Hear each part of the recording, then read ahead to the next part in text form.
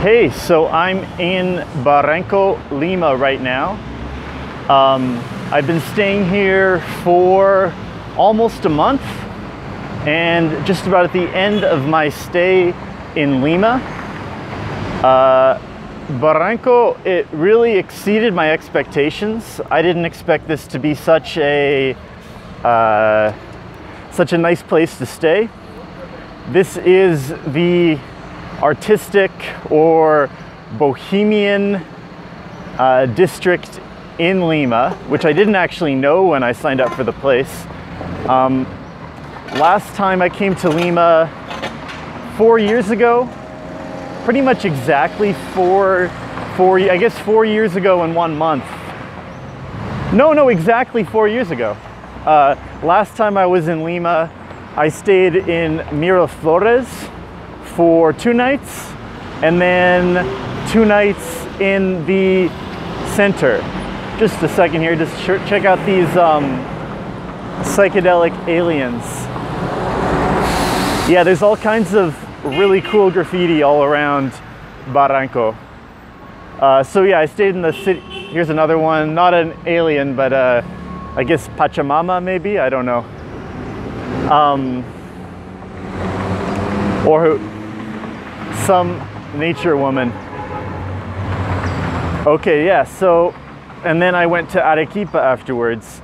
I didn't actually enjoy Miraflores so much, so I was a bit hesitant to come back to Lima, but Barranco is perfect. Like, it's very secure, it's beautiful. I don't know if you can see, but the architecture is in a really old European style. I'll show you some more of that as we walk through the area. The other cool thing about Lima, in case you don't know, is that it's right on the Pacific Ocean. So it's one of those rare, I guess you could say rare mega cities with, I think, around 8-10 million people that is right on the ocean. So you can surf here or go to the beach. Of course, it's pretty crowded, as is usually the case with the beaches at really big cities. Not the nicest beach ever, but somehow there's this area called the Malecon, which is an area that you can walk right. Of course, yeah. So we're 65 meters above sea level right now. So you can walk and you get this unbelievable view of the ocean. And this whole Malecon, it goes on for a while, and it's really not that crowded in Barranco. I can't believe it. Like, I'll take you there in this video. We'll walk along and take a look at the surf. Hopefully get a view of the surfers, and because it's Tuesday morning right now, no one's going to be there. But even at the busier times, it still really isn't that crowded or busy like you might find in other parts of the world. Okay, if you go to the Malecon in Miraflores, though, which is considered to be the more touristic district, in Barranco is still touristic, but it's nothing like Miraflores. It's pretty crowded there on the Larco Mar. So we're coming up on the Central Plaza in Barranco. This is the center of the district. Again, doesn't really appear that busy, right? This is the center, right? This is the busiest area. Really not that busy. I'm just waiting to cross the street right now. This is, again, the busiest road. It's not that bad, but yeah, it's gonna be loud in the video, but better to show you the spots than worry about noise. So we're waiting for these.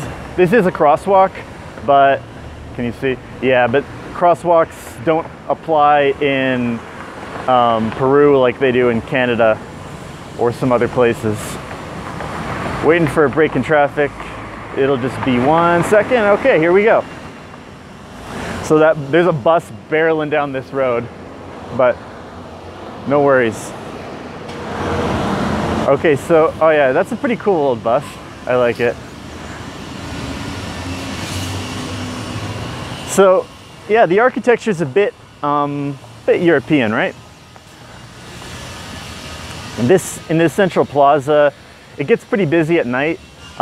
Kids come here and play soccer, and teenagers break dance, and sometimes couples come and do some kind of Peruvian dance. Maybe Latin, I guess. I should know what it is, but I don't know what style of dance it is. But they come here some evenings. There's the touristic office, and this place is called the Biblioteca, but it's not really a library. I think it just, see, Biblioteca. It's not really a library anymore.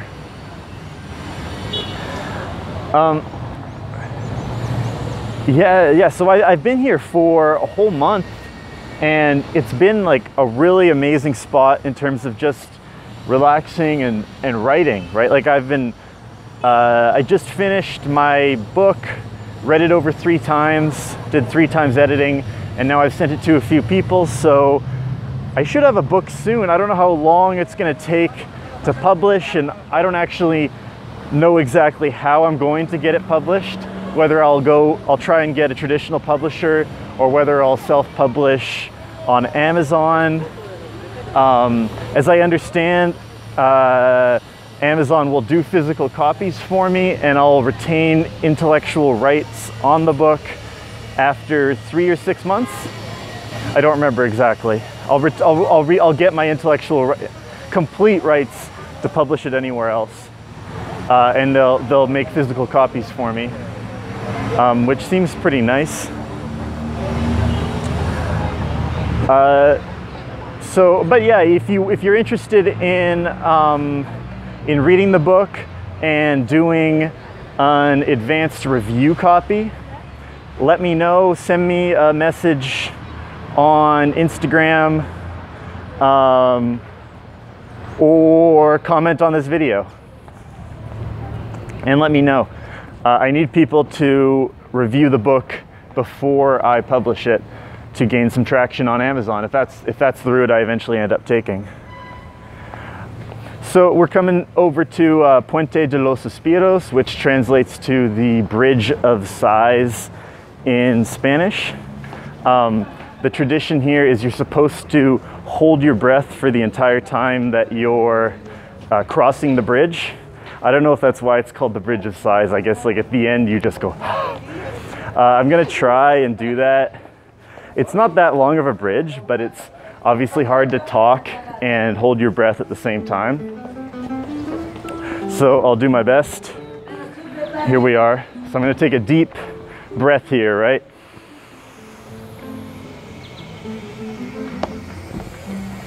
Okay, we'll see if I'll be able to hold my breath the entire time. I might just stop talking when I'm halfway across the bridge right about now, okay? So check out the view.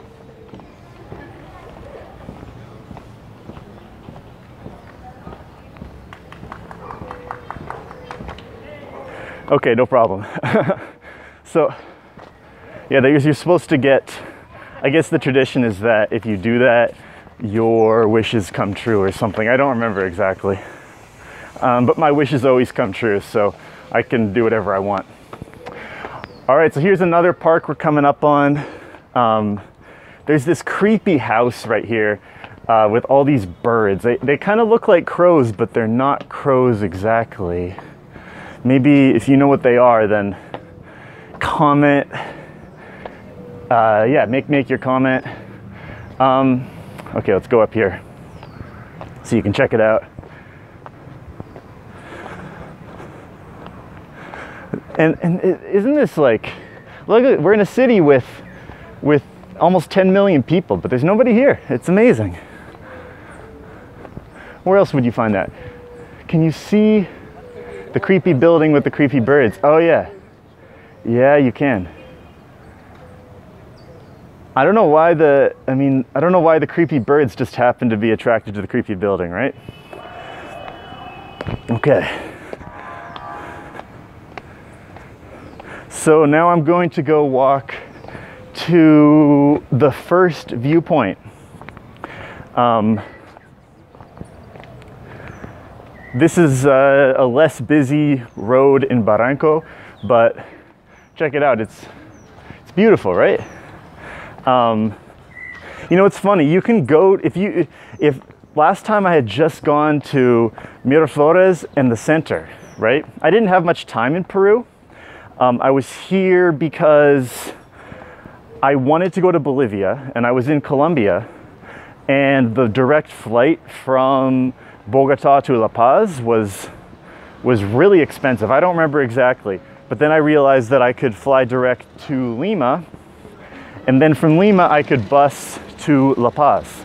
And I thought to myself, well, why not travel a bit in Peru? I was more interested in going to Bolivia at the time, but why not spend a little bit of time in Peru? So but I pretty much made a direct route to Bolivia. I went to Arequipa, and then from Arequipa I went to Puno, and then from Puno I went to Copacabana, Lago Titicaca. But this time I'm actually going to travel through Peru. So after Lima, in 2 days, I'll be going into a city called Huancayo, which is at above 3,200 meters elevation. So it's in the Sierra, in the Peruvian Andes, around 300,000 people. So it's what I call a medium-sized city. And I should be about a 15 to 30 minute walk away from the mountains. So when I'm done my work, I can go hike every single day if I feel like it. Of course, in the beginning, I'll be I'll be adapting to the altitude. 3,200 meters is nothing crazy in my experience, but I am at 65 meters right now. So even though I've been up to 5,000 without any problems, when I've been up to higher altitudes, it was, how do I put it, a shorter transition period. Like, I slowly started climbing up. So 0 from 32 will be a pretty substantial effect. I'll see how long it takes me to, I guess first I'll go back to my gym routine. Then I'll start doing some light hikes. And I mean, okay, last time I went from about 0 to 2,800, and I was back in, I barely noticed an effect, but this is a 400 meter difference. That's over 1,000 feet difference. So that is going to be substantial. Okay, here we are. Now we're at, like, picture this, right? There's only a couple people here, and this is such a beautiful view, eh? I can't believe that, I mean, I know it's a Tuesday, but I can't believe that there's so few people here in such a big city. I can see it. I don't think you can see it, but there are about 30 surfers just right here. No, you can't quite see it in the video. And also you can see some land masses. I guess that's an island, or maybe it's, it's probably connected to the mainland. That apartment right behind me, there are apartments like that all over Barranco, like just hanging right out into the water. I did hear that they're fairly pricey. I was surprised how expensive they are. Okay, in general, I've been surprised how expensive Lima is. The place we got, it's not beachfront or anything. It's fully furnished, but it's about $1,000 USD a month for a 2-bedroom. That's a lot based on what I'm used to. Of course, it would be cheaper if we were renting year-round, but just in general, accommodation in Lima. I remember this last time, but I kind of forgot about it when I decided to go to Lima, how expensive this city is. I mean, obviously it wouldn't be expensive in Europe or North America, I mean, or Canada or the United States, or Australia. But it's expensive for what I'm used to. Considering that my place in Huancayo, I think it's, gosh, I think it's a 4th or 5th story apartment with a huge terrace for less than 300 USD a month, and that's just for 1 month. You see that someone just waved at us? Okay. So we're gonna go walk up onto another viewpoint, or Mirador Malecon in Spanish. Yeah, so Lima is expensive. Okay, they say the traffic is bad, but I think if you are in a nice spot, then you don't really need to go anywhere necessarily. And I've yet to encounter really, really bad traffic. Like, obviously it's a big city. Peru is a developing country. So you would expect the traffic to be pretty bad, but it's nothing substantial. It doesn't seem to take me that long to get anywhere. You're never spending more than an hour in traffic, from my experience. I guess with some of the buses, it might take a little bit longer. But my review overall is very positive. I would say very, very, very positive for Lima, especially Barranco. This is where I'd recommend going. Maybe San Isidro, maybe Miraflores. If you're really into partying, I would say that would be the point of going there. Although there is enough nightlife going on in Barranco, I think. So here's another view. So that's Miraflores back there behind me. Let me see if I can walk and give you a nice view of the water here. So right now I'm walking in the direction of Miraflores. We're not going to go all the way there in this video, but I'll take you around to some of the different viewpoints in the Malecon in Barranco.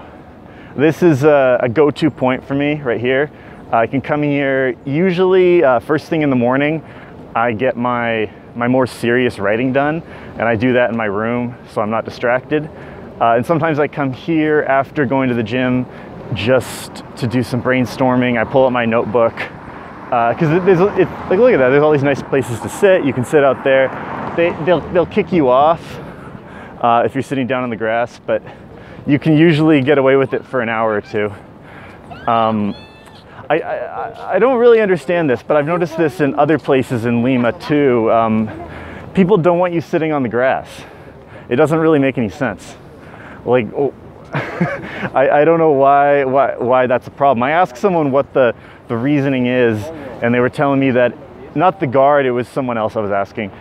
I mean, if they ask me to get off the grass, I get off. I'm not like, why, you know? I mean, it's not, they're not the one who made that decision. But I asked someone why they don't like you sitting on the grass in Peru, and the answer was that it's dirty. But it's not dirty, it's just grass. And people are sitting on all like, isn't that up to you if you think it's dirty? And people sit there all the time. I mean, they don't think it's dirty. It's a funny thing. They go and sit on the grass. Like, everyone goes and sits there, and then they get kicked off. And then as soon as the guy stops looking, everyone goes and sits down on the grass again. So look at all that. Look at those apartments, right? Imagine staying there. It's beautiful, right? And if you don't have the money to get one of these apartments, or you're like me and you don't want to spend your money, then just stay in a cheaper apartment and walk here. You know, it's about a 10-minute walk from my place, and I mean, you could get an apartment that's a 5-minute walk if 10 minutes is too long for you. But either way, I mean, these places would be worth it to be able to wake up with that view. Embajada de Australia Residencia. That must be the place where they put the people who work in the Australian embassy. I mean, where the people who work in the Australian embassy stay. I've heard in some cities, when you work for your country's embassy, they've got all these weird rules about where you're allowed to go and where you're allowed to stay. Like, they give you accommodation, and you're like not allowed to go to certain spots.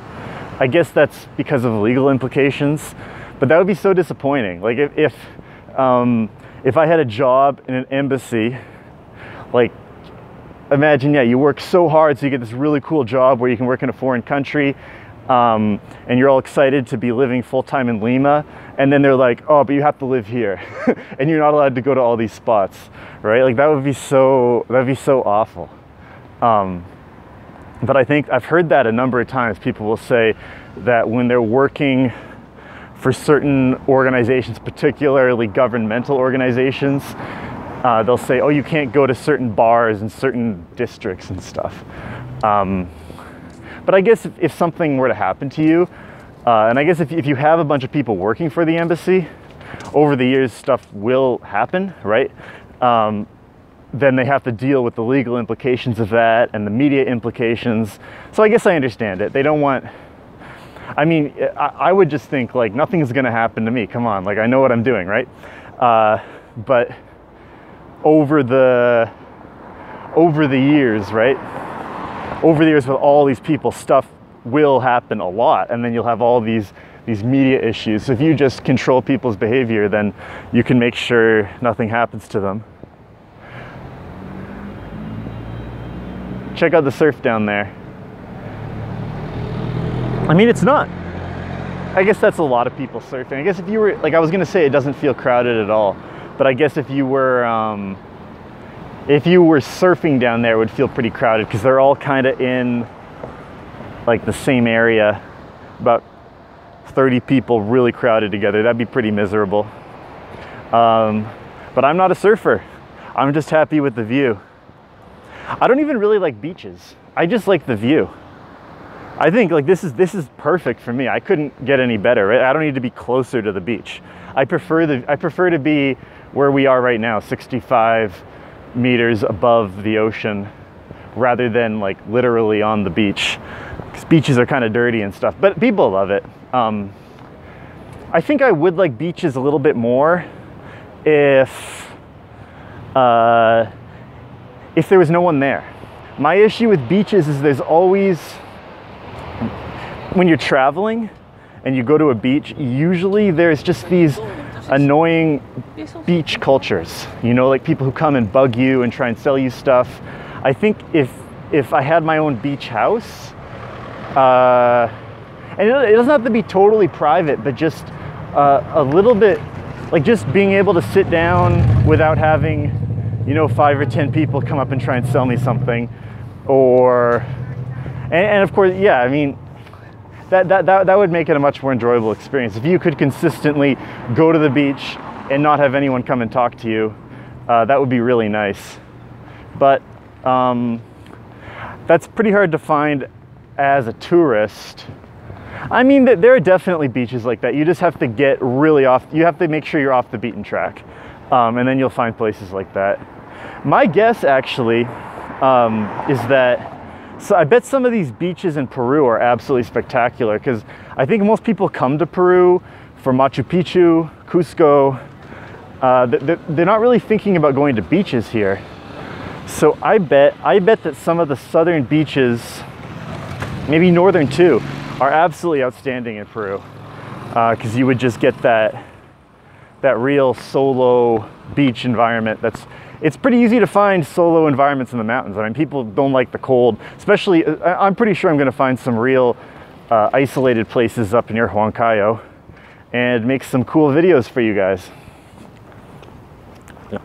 Well, I guess my phone's about to run out of space, so I'm gonna end this video. I'll be coming out with more frequent videos. I took about a month break.